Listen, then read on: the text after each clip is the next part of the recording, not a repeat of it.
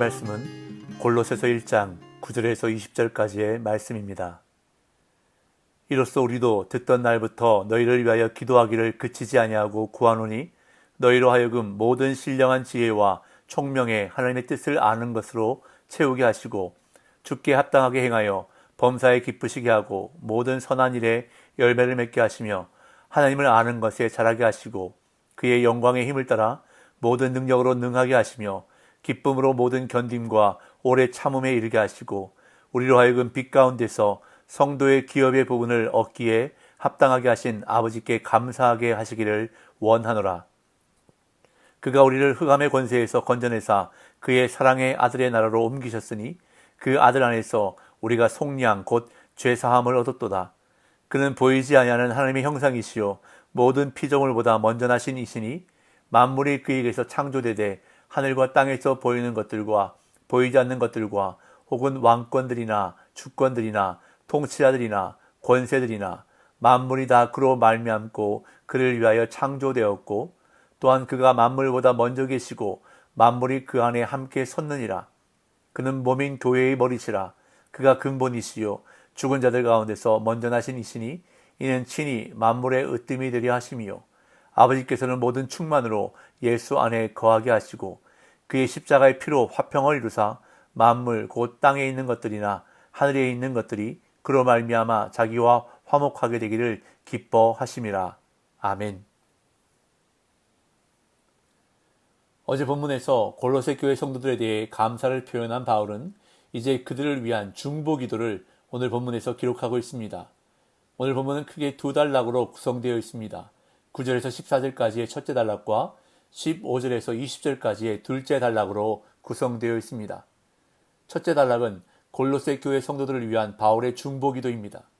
바울은 에바브로를 통해 골로새 교회의 위기 상황을 전해 듣고서 골로새 교회가 성령님이 주시는 지혜와 총명 그리고 하나님의 뜻을 아는 지식으로 충만해지기를 간구합니다. 또한 골로새 교회 성도들이 주께 합당히 행하고 영적으로 성숙하며 인내와 감사의 삶을 살기를 기도합니다. 그런 다음 둘째 단락은 그리스도에 대한 바울의 찬양이 기록되고 있습니다. 이 부분은 하나님의 아들 예수 그리스도에 대한 찬양 시로서 보이지 않는 하나님의 형상이신 예수 그리스도께서는 하나님의 신성을 드러내시고 모든 창조물보다 먼저 계셔서 창조물 위에 계신 분이심을 찬양합니다. 또한 보이는 것들과 보이지 않는 것들을 포함하는 모든 물적, 영적 존재들을 창조하신 분이시며 온 우주를 관장하시고 만유의 근본이시며 교회의 근본이심을 바울은 찬양하고 있습니다. 먼저 바울은 자신과 디모데가 골로새 교회의 소식을 들은 달부터 그들을 위해 쉬지 않고 기도했음을 밝히는데 골로새 교회가 계속 자라나 지속적으로 열매 맺는 교회가 되기를 신령한 지혜와 총명을 통해 하나님의 뜻을 아는 지식으로 충만하게 채워주시기를 기도했음을 말합니다. 9절, 10절입니다. 이로써 우리는 듣던 날부터 너희를 위하여 기도하기를 그치지 아니하고 구하노니 너희로 하여금 모든 신령한 지혜와 총명에 하나님의 뜻을 아는 것으로 채우게 하시고 주께 합당하게 행하여 범사에 기쁘시게 하고 모든 선한 일에 열매를 맺게 하시며 하나님을 아는 것에 자라게 하시고. 바울과 디모데는 에바브로를 통해 골로새 교회에 영향을 미치고 있는 이단적 가르침과 교회의 상황을 전해 듣고서 골로새 교회를 위해 항상 기도하고 있었음을 밝힙니다. 기도의 핵심은 성도들이 하나님의 뜻을 아는 지식으로 충만해지는 것입니다. 그렇게 되면 이단적 가르침을 따르지 않게 될 것이기에 하나님의 뜻을 알고 그 뜻대로 살아 하나님을 기쁘시게 해드리는 것이 인생의 기쁨과 목적임을 바울은 전제하고 있습니다. 하나님의 뜻을 아는 지식의 원천은 성령님이 제공하시는 지혜와 총명입니다. 그래서 바울은 그리스도인들이 성령님의 인도를 따라 살아야 함을 로마서와 갈라디아서에서 강조합니다. 성령님으로 인해 하나님의 뜻을 아는 지식으로 충만하게 되는 목적은 주께 합당히 행하기 위함입니다. 여기서 행하다는 원래 걷는다라는 뜻으로 삶의 행위를 일컫는 은유인데 주께 합당히 사는 것의 목적은 주를 기쁘시게 하려는 것입니다. 이어 바울은 골로새 교회 성도들이 하나님의 능력을 공급받아 주께 합당한 삶을 살도록 기도합니다. 11절, 12절. 그의 영광의 힘을 따라 모든 능력으로 능하게 하시며 기쁨으로 모든 견딤과 오래 참음에 이르게 하시고 우리로 하여금 빛 가운데서 성도의 기업의 부분을 얻기에 합당하게 하신 아버지께 감사하게 하시기를 원하노라.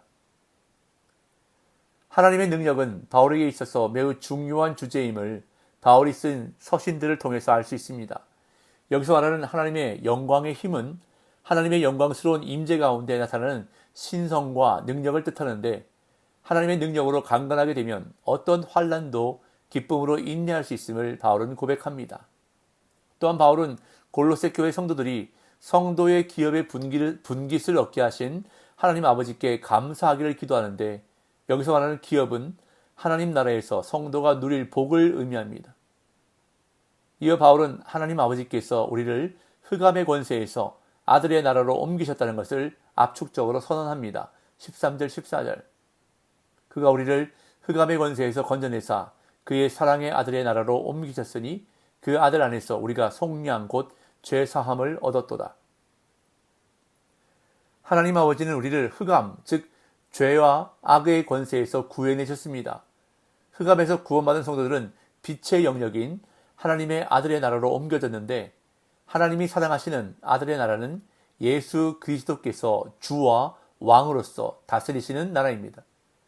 그리고 그 아들 안에서 속량, 곧 죄사함을 얻었다고 말하는데, 여기서 말하는 속량은 죄수나 포로를 구하는 것을 의미합니다. 이제 15절부터는 예수 그리스도에 대한 바울의 찬양시가 기록되고 있는데요.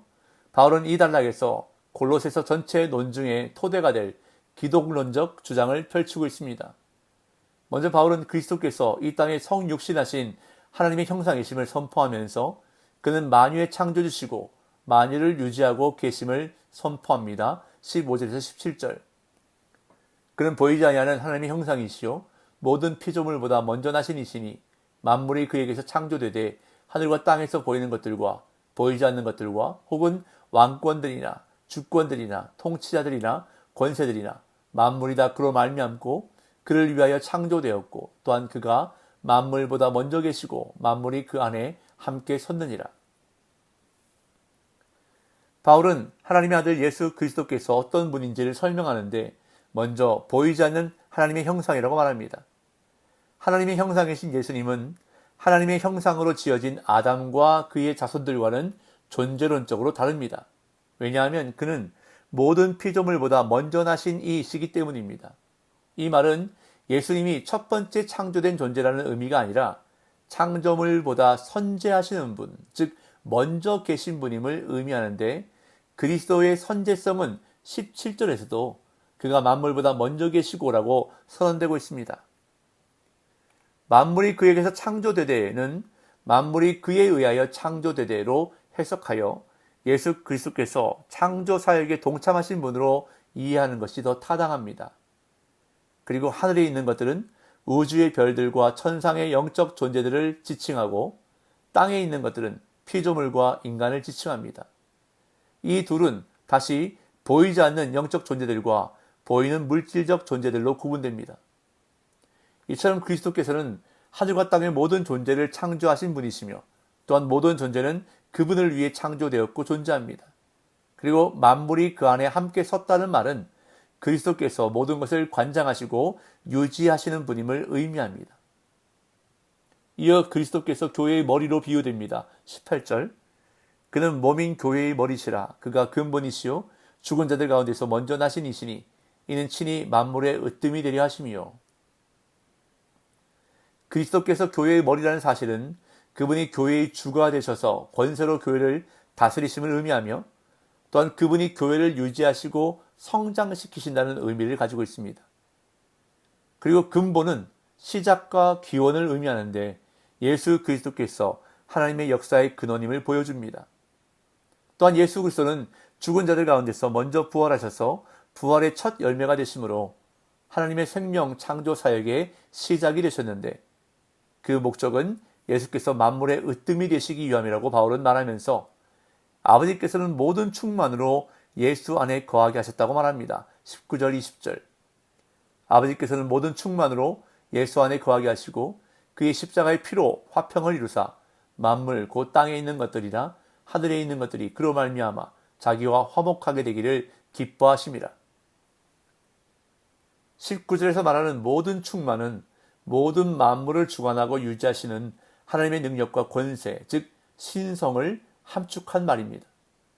하나님 아버지께서는 아들 예수 그리스도 안에 하나님의 신적 능력이 거하게 하심을 기뻐하셨는데, 이것은 하나님의 신적 능력이 예수 그리스도의 지상 사역 가운데 특히 그리스도의 죽음과 부활을 통해 나타났음을 의미합니다. 하나님 아버지께서는 예수 그리스도의 십자가를 통해 만물과 화해하시기를 기뻐하셨다고 바울은 말씀하는데, 이처럼 예수 그리스도의 죽음은 하나님과 원수된 인간을 하나님과 화해시킬 뿐만 아니라 유대인과 이방인을 하나 되게 만든다고 바울은 에베소서에서 말씀하고 있습니다. 오늘 본문에서 바울은 골로새 교회 성도들을 위해 기도하는데 크게 두 가지를 간구하는 것을 보게 됩니다. 첫째는 골로새 성도들이 하나님의 뜻을 깨달아 알도록 기도했고, 둘째는 골로새 성도들이 하나님께 합당히 행하며 살아가도록 간구했습니다. 성도는 먼저 하나님의 뜻을 깨달아 알아야 합니다. 말씀과 기도라는 은혜의 방편을 통해서 하나님의 뜻을 깨닫는 것이 중요합니다. 그러나 하나님의 뜻을 아는 데 만족해서는 안 됩니다. 하나님의 뜻을 깨달아 알았다면 삶의 현장에서 하나님의 뜻을 적용하고 실천함으로 나타내야 하는 것입니다. 오늘 저와 여러분들의 삶 속에서도 이 두 가지를 하나님께 간구하며 실천하기를 간절히 소망합니다. 먼저 하나님의 뜻을 깨달아 알기 위해 말씀과 기도에 힘쓰고, 그 뜻을 삶의 현장에서 실천하며 살기 위해 힘쓰는 복된 날 되시기를 예수님의 이름으로 축복합니다.